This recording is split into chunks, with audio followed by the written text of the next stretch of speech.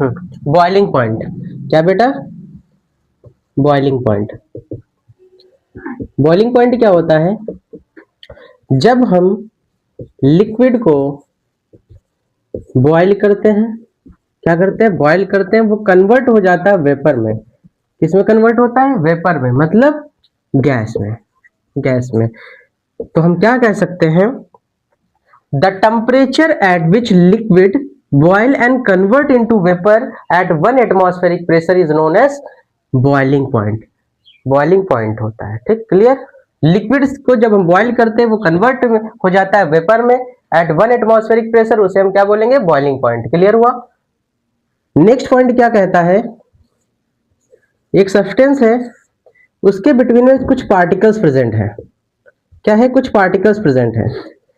अब किसी भी सब्सटेंस के बिटवीन में अगर पार्टिकल प्रेजेंट है तो उसके बिटवीन में लगेगा फोर्स ऑफ अट्रैक्शन। क्या लगेगा? फोर्स ऑफ अट्रैक्शन लगेगा। दो पार्टिकल्स के बिटवीन में फोर्स ऑफ अट्रैक्शन लगता है। Force of attraction. Force of attraction लगता है। अब बच्चों, इस फोर्स ऑफ अट्रैक्शन को मेजर कौन करेगा? आई ना बात? इस फोर्स ऑफ अट्रैक्शन को मेजर कौन करेगा? तो इस फोर्स ऑफ अट्रैक्शन को मेजर करेगा boiling point of liquid. Boiling point of liquid.